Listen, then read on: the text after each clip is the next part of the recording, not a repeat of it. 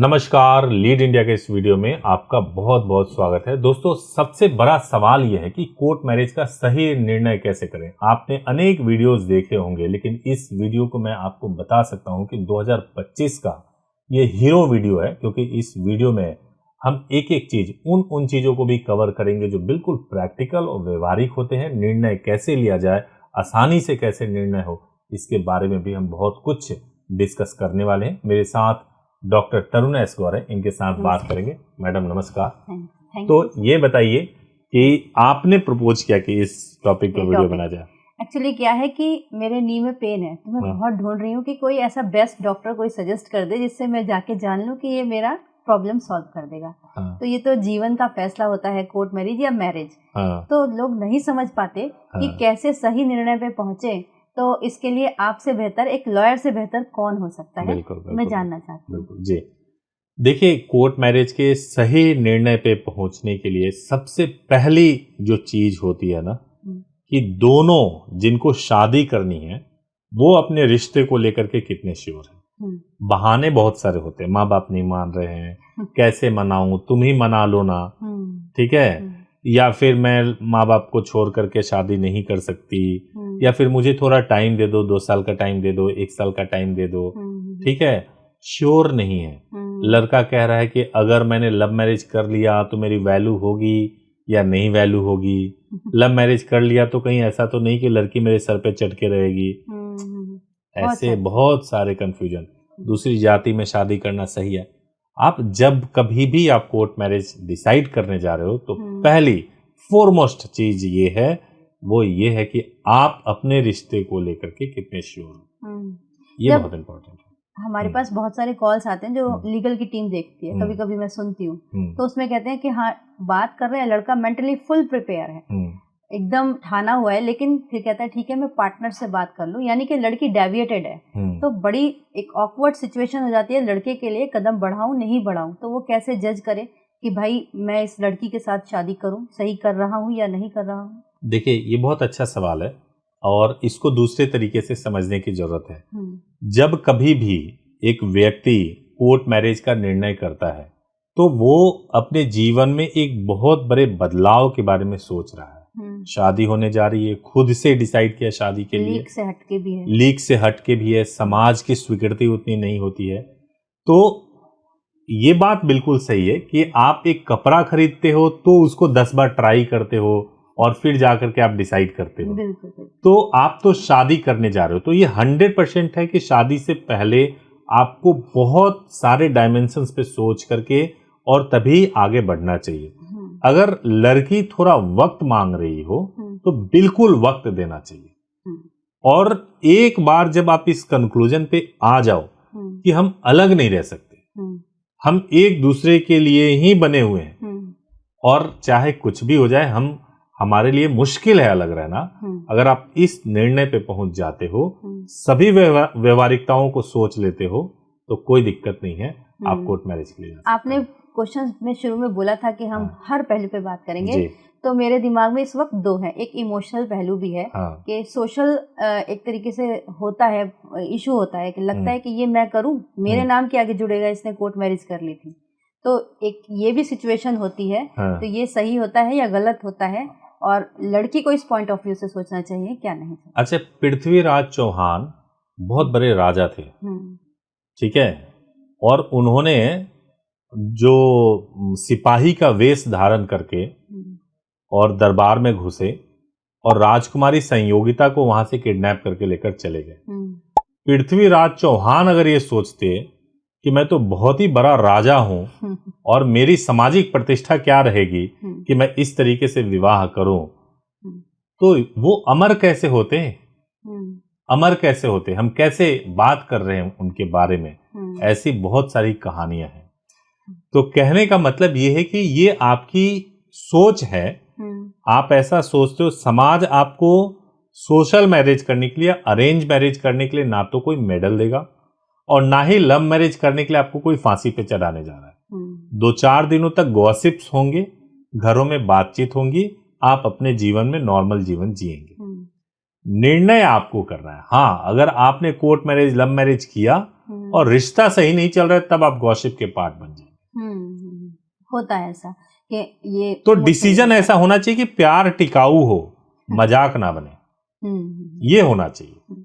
तो ये इमोशनल पहलू है कि हाँ जी प्यार है तो आप उसे बिल्कुल कंप्लीट करें। बिल्कुल कंप्लीट का मतलब शादी ही करें। तो इसमें प्रैक्टिकलिटी भी एक चीज होती है। तो अब कैसे प्रोसेस को करना चाहिए, जो कि कोर्ट मैरिज ही हो रही है तो वो सही प्रोसेस हो रही है या नहीं हो रही है। सही बात होता एक बार कैसे जान ले कि कोर्ट मैरिज जो हो रही है वो सही हो रही है या फिर कुछ इसमें कोई खामी तो नहीं है।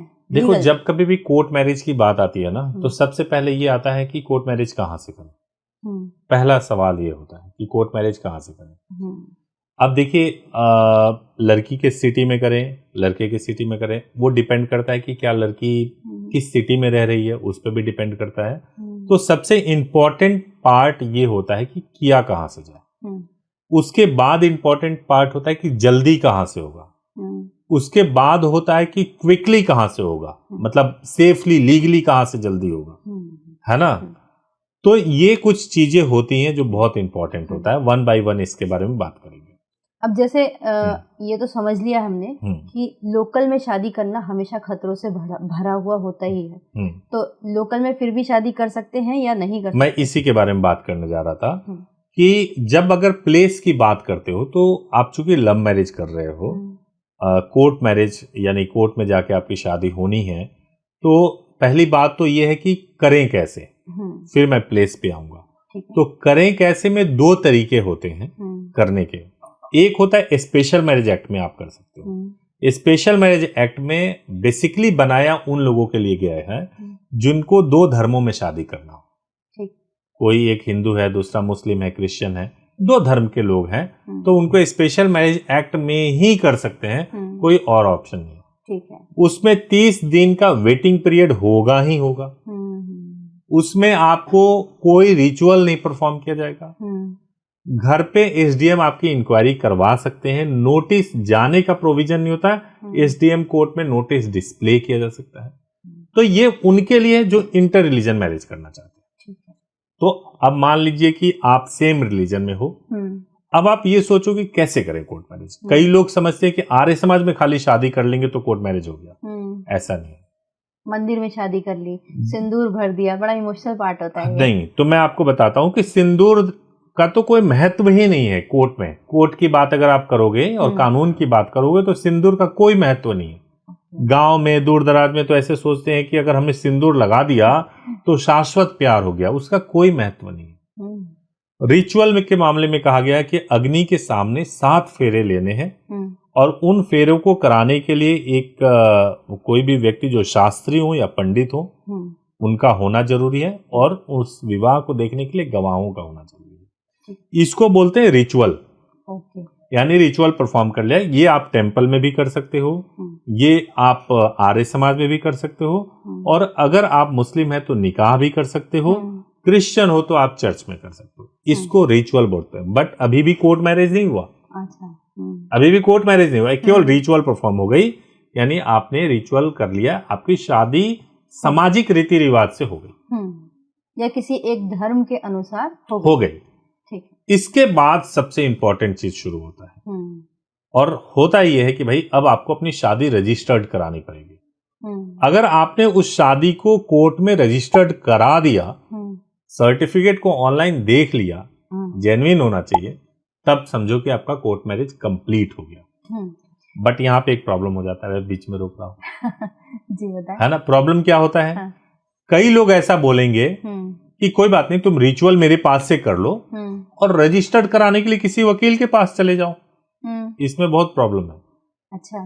क्योंकि यहाँ पे आ जाता है क्षेत्राधिकार यानी ज्यूरिसडिक्शन। और ज्यूरिसडिक्शन क्या होता है कि भाई शादी रजिस्टर्ड 3 जगहों पे हो सकती है। जहां लड़की का निवास है, जहां लड़के का निवास है, या जहां शादी हुई है। अब मान लीजिए कि आप घर से भागे और शादी कर लिया कहीं और किसी सिटी में, और वहां से फिर किसी और सिटी में जाकर रजिस्ट्रेशन करा रहे हैं, नहीं हो सकता। तो हमेशा जब कभी भी किसी टेंपल में या कोई रिचुअल परफॉर्म कर रहे हैं तो ये एंश्योर कीजिए कि वही व्यक्ति शादी को रजिस्टर्ड भी कराए। ओके, तभी जाके वो लीगल होगा। मतलब तो आपने हमें जो समझाया, एक तो हो गया स्पेशल मैरिज और एक हो गया हमारा रिचुअल मैरिज जिसे रजिस्टर्ड करवा सकते हैं। हाँ, तो इसमें कई बार कपल से क्वेश्चन आया है, लोग कहते हैं कि 3 महीने तक सेपरेट रहना पड़ेगा उन्हें, ऐसा कुछ है? ये वही चीज हो गया ना कि आज हमने बोर्ड का एग्जाम पास किया और मुझे सर्टिफिकेट जो है बोला ये जाएगा कि 3 महीने बाद तुम बोर्ड का एग्जाम पास किए हो, है ना। ऐसे कैसे हो गया? अरे भाई, आज अगर मैं चुन के विधायक बन गया तो आज ही बन गया ना, 3 महीने बाद क्यों वैलिड होऊंगा? ऐसा कुछ नहीं होता। कहने का मतलब ये हो गया मतलब जिस दिन शादी हुई कोर्ट में सिग्नेचर उसी हुए, दिन वैलिड होता है। ये 3 महीने वाला अफवाह क्यों हो रहा है, इसके पीछे जाना जरूरी है। हाँ, 3 महीने का अफवाह इसलिए हो रहा क्योंकि बहुत इंडिया में बहुत सारी जगहों पे धांधलेबाजी होती है कोर्ट मैरिज को लेकर के। रिचुअल करा दिया और रिचुअल कराने के बाद से एफिडेविट पे कुछ लिखवा दिया कि ये व्यक्ति इनसे शादी हो गई और उसको नोटरी करा के बड़े बड़े मुहर लगा के दे दिए कि हाँ जी ये कोर्ट का सर्टिफिकेट है। उनको तो मालूम है कि ये फर्जी है, ये तो कोर्ट का सर्टिफिकेट है नहीं, ये तो फेक है। उनको बोलते भाई तुम 3 महीने तक छिप के रहना, इस कागज की वैल्यू 3 महीने बाद होगी। अब 3 महीने तक वो छिप करके है, वकील साहब या किसी भी व्यक्ति पे वो बात तो आई नहीं कि भाई तुमने गलत करा दिया। और 3 महीने बाद कौन किसको पूछता है? हाँ, फिर तब तक तो कुछ माँ बाप भी राजी हो जाए शायद। हाँ, माँ बाप राजी हो जाए, लड़के को गिरफ्तार कर ले पुलिस, कुछ भी हो सकता है उस बीच में। तो इसलिए जो है वो चीजें हैं। हकीकत यह है कि 3 महीने की कोई बात नहीं है, शादी हुई तभी वो मान्य हो जाता है। शादी किया, रजिस्टर्ड हो गई, मान्य हो गया। एक लड़की के पॉइंट ऑफ व्यू से कुछ जानना है, जैसे कि कोर्ट मैरिज के लिए जैसे आपने बताया रिचुअल वाली शादी हुई तब तो ठीक है, कंफर्टेबल है लड़की, पति पत्नी हो गए, कोर्ट में भी जाके जो भी प्रोसेस है करना है। अब एक लड़की लड़का जो अभी तक कपल नहीं है, मैरिड नहीं है, वो जब कोर्ट में जाते हैं तो उनसे क्या क्या कुछ सवाल होते हैं? क्या लोग उनको ऐसी नजरों से देखते हैं कि ये कौन चले आ रहे हैं? नहीं, देखो मैं बताता हूँ।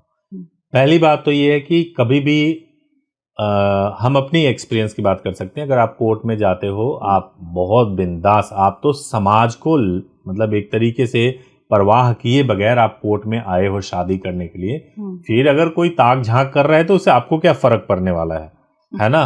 लेकिन ऐसा होता बिल्कुल भी नहीं है। मतलब कोई ऑकवर्ड नजरों से नहीं, कोई ऑकवर्ड नजरों से नहीं होता है।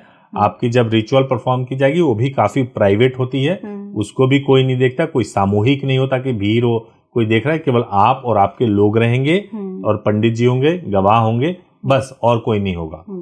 इसके अलावा जब आते हैं, जो बयान की बात कर रहे हो, उनके जो स्टेटमेंट्स हैं वो एफिडेविट पे लिखा जाता है, उस पे लड़की के साइन, 5 उंगलियों के निशान लगाए जाते हैं। अच्छा। और वो रजिस्ट्रार के पास भेजे जाते हैं कि ये लड़की का स्टेटमेंट है, ये उसका डॉक्यूमेंट है, और उसके बेसिस पे होता है। कोई कोर्ट में कटघरा जैसा खड़ा होंगे, हाँ जी आप तैयार हो या नहीं तैयार हो शादी के लिए, ऐसे नहीं पूछता। नहीं, हमने सुना था जैसे आप डांट देते हैं लड़की से, कुछ तरह तरह के सवाल पूछते हैं, तो इस तरीके की नहीं, ऐसा नहीं होता, ऐसा नहीं होता है। और ये होता भी होगा तो तब होता है जब कोई ऐसे व्यक्ति के थ्रू आप मैरिज करा रहे हो जिनका बिल्कुल जीरो एक्सपीरियंस है। यही फर्क होता है एक्चुअली में कि एक बढ़िया जगह से करवाने में और एक वैसी जगह से जो बिल्कुल नए हैं और कम फीस या कुछ इस तरीके से लेकर चले गए, तो अनप्रोफेशनल तरीके से तो उनको घुमाया जाता है। इस पेपर में ये कमी है, लड़की को लाओ, लड़की से पूछेंगे, लड़के को बुलाओ, उसके माँ बाप के बारे में पूछेंगे, माँ बाप को फोन तो नहीं कर सकते। ये अनप्रोफेशनल वाले। जहाँ प्रोफेशनल तरीके से उनकी बहुत वैल्यू होती है कोर्ट में, कोई उल्टे सीधे सवाल नहीं होते। इसमें आप बार बार एक बात बोल रहे हैं, गवाह बड़े इम्पोर्टेंट है। तो वो गवाह कौन हो सकते हैं, कहाँ से अरेंज करने हैं और उनकी क्या भूमिका रहती है इस शादी के अंदर आगे तक? तो देखिए, गवाहों की जो भूमिका होती है ना, वो भूमिका ऐसी होती है कि गवाह बहुत इंपॉर्टेंट होते हैं। अगर हस्बैंड वाइफ में डिस्प्यूट हो जाए तो यही गवाह बताएंगे कि नहीं जी शादी तो हुई थी, पहला चीज। दूसरा चीज ये है कि गवाहों का नाम सर्टिफिकेट के ऊपर आता है। तो मान लीजिए कि मौसी के भाई, मौसी के लड़के ने आपका सपोर्ट कर दिया, आपके दोस्त ने आपका सपोर्ट कर दिया, घर वालों को पता चलेगा कि ये गवाह बना था, है ना। तो ये भी ध्यान रखना है। तो मतलब सेफ है वो गवाह? कोई सेफ है, बट ये होता है कि गवाहों को पुलिस बुलाती है, बुला सकती है कि आप बताओ कि वो कहाँ है, अगर ये लोग छिपे हुए हैं तो। क्योंकि कपल तो छिप सकते हैं, गवाह कहाँ छिपेंगे, है ना। तो बुला सकती है। तो ये एक रहता है। लेकिन शायद वो क्यों बताएंगे, जब तक शादी ही नहीं पता चलेगी तो गवाह कहाँ से पता चलेंगे? नहीं पता चलेगा, लेकिन इसका वे आउट भी होता है। इसका वे आउट होता है कि आप गवाह लेके आ जाओ। अगर आपको शादी रिवील करनी है, तुरंत बतानी है, और आपके साथ में कुछ लोग हैं, तैयार हैं गवाह बनने के लिए, तो बहुत ही अच्छी बात है, बहुत ही अच्छी बात है। गवाह उनको रख लो। अगर दिक्कत होती है तो कोर्ट से भी गवाह जो है मिल जाते हैं, जो शादी वगैरह में शामिल हो जाएंगे और अपने डॉक्यूमेंट्स देके गवाही देंगे। गवाह पे बात हुई। अब एक बहुत ही इम्पोर्टेंट जगह होती है, वो होता है प्लेस, जहाँ पे मुझे फील हो कि हाँ मैं सेफ हूँ और जो भी मैरिज परफॉर्म करवा रहे हैं वो लोग प्रोफेशनल हैं, सही हैं। तो कौन सा प्लेस बेटर है? देखिए, सबसे पहले तो हम लोग पहले जो हम मैरिजेज कराते थे, ज्यादातर जो हम कराते थे वो 3 जगहों पे कराते थे। गाजियाबाद था, दिल्ली था और मुंबई था। इसके बाद से, क्योंकि गाजियाबाद इसलिए करवाते थे क्योंकि गाजियाबाद में सेम डे में मैरिज हो जाता है, सेम डे में रजिस्टर्ड हो जाता है, सेम डे ऑनलाइन हो जाता है, गवर्नमेंट के वेबसाइट पे चेक कर सकते हैं। सबसे फास्टेस्ट, सबसे क्विकेस्ट होता है गाजियाबाद में, जो बिल्कुल दिल्ली के पास में है। कोई भी कर सकते हैं, कोई भी कर सकता है, इंडिया में कहीं के भी रहने वाले हो, फॉरेनर हो तो भी कर सकते हैं, इंटर रिलीजन नहीं हो सकता। ठीक है। उसके बाद दिल्ली में है कि दिल्ली में आप सेम डे मैरिज कर सकते हो, अगले दिन आपका मैरिज रजिस्टर्ड हो जाएगा, दिल्ली में हो जाएगा। दूसरा मुंबई में कराते थे, वहां पे सब कुछ सेम डे में हो जाएगा, मेमोरेंडम ऑफ मैरिज भी सेम डे में आपको मिल जाएगा, बट रजिस्टर्ड होके 10वें दिन मिलेगा। तो पहले हम इन्हीं 3 जगहों पे कराते थे। ठीक है। बाद में कपल के कन्वीनियंस के लिए हमने कुछ सिटीज को ऐड किया और वहां भी बहुत ही इफेक्टिवली करा रहे हैं। जैसे पुणे हो गया, पुणे में भी मुंबई जैसा ही प्रोसेस है कि पहले दिन आप शादी कर लोगे, 10वें दिन आपको सर्टिफिकेट मिल जाएगा। ठीक है। इसी तरीके से अहमदाबाद हो गया, अहमदाबाद दिल्ली के जैसा है कि पहले दिन शादी हो गई, अगले दिन रजिस्टर्ड हो जाएगा, लेकिन वहां आपके पास में बर्थ सर्टिफिकेट है उसको भी नहीं माना जाता है। वहां पे स्कूल लिविंग सर्टिफिकेट हो तो उसमें डेट ऑफ बर्थ जो होता है उसको माना जाता है। अच्छा। तो ये बहुत इंपॉर्टेंट, कुछ कुछ डॉक्यूमेंट्स अलग अलग होते हैं। ओके। तो अहमदाबाद में करा सकते हैं आप, बेंगलोर में करा सकते हो, हैदराबाद में करा सकते हो, आप लखनऊ में करा सकते हो, पटना में करा सकते हो। पटना में कराओगे तो स्पेशल मैरिज एक्ट में ही होगा, उसमें 30 दिन लगेगा। अच्छा, वहां पे ऑप्शन कम है। वहां पे मैरिज के बाद से मैरिज रजिस्टर्ड भी कराओगे तो उसमें भी 30 दिन का समय लगेगा, तो पटना में टाइम ज्यादा लगता है। यूपी में ही आपको दूसरे सिटी में कराना है तो लखनऊ में करा सकते हो। मध्य प्रदेश में आपको कराना है तो भोपाल में करा सकते हो। जयपुर में कराना हो तो आप जयपुर में या राजस्थान में जयपुर में और उदयपुर में करा सकते हो। तो अभी जितनी सिटीज याद है मैंने सब कुछ बता दिया, इतने सिटीज में आप करा सकते हो। आप कहीं के भी रहने वाले हैं, सबसे बेस्ट तरीका ये है कि जो हेल्पलाइन नंबर इस वीडियो में दिख रहा है उस पर कॉल कर ले, और जो भी हमारे प्रतिनिधि फोन उठाते हैं उनसे तसल्ली से आराम से बात करें।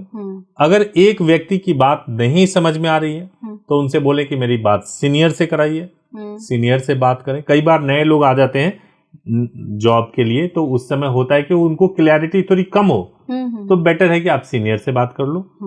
और इसके अलावा अगर आपको फिर भी कुछ है तो आप वेबसाइट leadindia.law के वेबसाइट पे विजिट कर सकते हैं। तो ऐसे करके आप तसल्ली से आप इन सवालों के जवाब तो ढूंढ सकते हैं। चलिए, जान लिया कि सही निर्णय कैसे करना था, जान लिया, सही प्रोसेस जान लिया, गवाह जान लिए, प्लेस जान लिया, अब शादी हो गई। अब इसको आप बार बार रिवील कह रहे हैं, तो हम ये एक बहुत बेहतर तरीका क्या होगा अपनी शादी को रिवील कर देने का, वो उसको प्रोसेस बताइए। 2 चीज इसमें इंपॉर्टेंट है।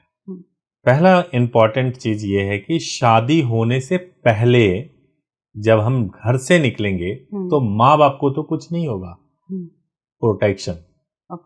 पुलिस कहीं मेरे खिलाफ FIR तो नहीं लिख लेगी, एक चीज ये हो गया। इसके लिए इंटीमेशन लेटर है, इंटीमेशन लेटर भिजवा दो। पुलिस को ऑफिशियल सूचना जानी चाहिए कि भाई ये कपल कोई किडनैप करके लड़की को नहीं लेकर गए हैं, इन्होंने शादी की है। ऑफिशियल सूचना होना चाहिए, पहली चीज। जो दूसरी चीज होती है वो ये होती है कि शादी हो गई, अब शादी होने के तुरंत बाद क्या करना है। एक सिनेरियो ये है कि आपको किसी को नहीं बताना है, आप कहीं बाहर रह रहे थे, आपने शादी कर लिया, किसी को पता भी नहीं चलेगा। आप 4-6 महीने 2 साल बाद बताना चाहते हो, इसमें कोई प्रॉब्लम नहीं है। सर्टिफिकेट अपने पास रख लो, 2 साल बाद बताना।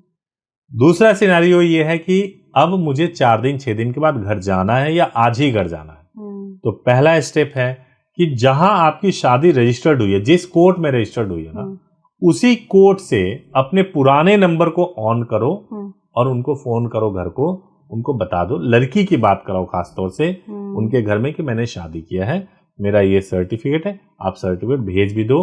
अगर उस वक्त तक सर्टिफिकेट नहीं आया तो मैरिज की फोटो भेज दो। एक तरीका ये हो गया। और दूसरा तरीका ये हो गया कि अगर आपको बाद में बताना है 4 दिन 6 दिन 8 दिन तो तब बताइए। अच्छा, इसमें आपने इंटीमेशन बोला, मान लीजिए एक कपल है जिसने शादी की और उसने अभी नहीं कराना है उसको, रिवील नहीं करना है उसको, तो वो जो इंटीमेशन है वो तभी बन जाएगा या फिर बाद में बना सकते हैं? इंटीमेशन को एडवांस में बुक कराना चाहिए क्योंकि उसको बनाने में 2-3 दिन का समय लगता है। और जब भी आपको रिवील करना उससे 1-2 दिन पहले हमें फोन करके बता दीजिए कि अब हमें रिवील करना है, बताना है, घर में बताना है, तो हम इंटीमेशन भेज देंगे। आप घर से निकलेंगे उससे पीछे इंटीमेशन पहुंच जाएगा। अच्छा, मतलब वो ऐसा नहीं है, वैलिड रहेगा? बिल्कुल वैलिड रहेगा, बिल्कुल वैलिड रहेगा। मुझे बहुत क्लैरिटी मिली है इस प्रोसेस को जानने में। बस एक छोटा छोटा रिकैप करते चलिए तो अच्छा रहेगा कि कोर्ट मैरिज का सही डॉक्यूमेंट्स क्या है और गवाह कितने, प्लेस कौन सा। कोर्ट मैरिज के लिए जो सही डॉक्यूमेंट्स होंगे, आपका बर्थ प्रूफ यानी 10वीं की मार्कशीट या सर्टिफिकेट, स्कूल लिविंग, टीसी, ये सारे होने चाहिए। इनमें से कोई एक होना चाहिए। रेजिडेंस प्रूफ के लिए आपके पास में आधार कार्ड होना चाहिए, यानी कपल में दोनों के पास में। और आईडी प्रूफ में कोई भी एक ID proof, pan card, voter ID या गवर्नमेंट सर्विस में है तो उसमें से उसकी आईडी भी चलेगी। और इसके अलावा विटनेस के भी 2 डॉक्यूमेंट चाहिए होते हैं, उनका बर्थ का प्रूफ कुछ भी हो और एक आधार कार्ड चाहिए होता है। तो ये, और 6-6 फोटोग्राफ्स, कहीं कहीं 8-8 फोटोग्राफ्स लगते हैं। तो ये डॉक्यूमेंट वाइज चाहिए होता है। एज सभी जगह पूरे इंडिया में अभी भी यही है, 18 वर्ष लड़की की एज है, 21 वर्ष लड़के की एज है। तो मतलब कुल मिला के 6-6 फोटो ले आए, अपने ओरिजिनल डॉक्यूमेंट्स ले आए, कुछ फोटो कॉपी ले आए, और सही जगह सही समय शादी का। बिल्कुल सही बात है। मैं ये बोलूंगा कि आपको कॉल करके हमारे पास से अगर आपको करनी होगी तो बुकिंग करानी होगी, क्योंकि स्लॉट्स की दिक्कत हमारे साथ में रहती है। स्लॉट्स की दिक्कत से मतलब ये है कि हम एक दिन में लिमिटेड मैरिज ही कराते हैं ताकि आराम से और सही तरीके से हो सके। तो इसलिए स्लॉट्स आपको पहले बुक करा लेना चाहिए ताकि आसानी से हो। Thank you so much, sir. Thank you so much. Thank you so much.